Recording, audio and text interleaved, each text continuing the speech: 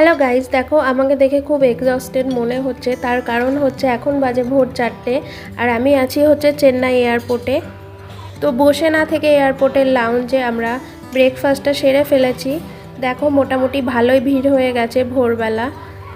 তো এখানে আমরা নিয়েছিলাম হচ্ছে আলুর পরোটা আর হচ্ছে স্প্রাউট সালাড, স্যান্ডউইচ আর উপমা।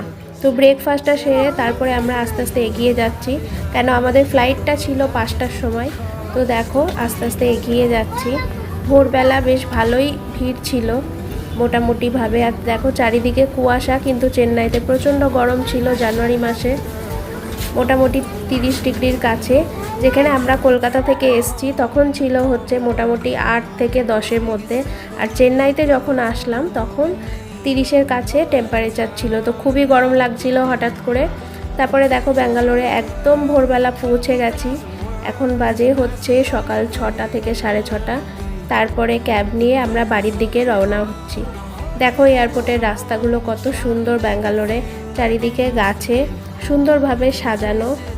আর যেহেতু জানুয়ারি মাস, তার জন্য গাছগুলোতে ফুলে ভরা ছিল, যার জন্য আরও সুন্দর লাগছিল দেখতে। ব্যাঙ্গালোরে খুব বেশি একটা ঠান্ডা ছিল না, মোটামুটি ওই 16 থেকে 17-র মধ্যে।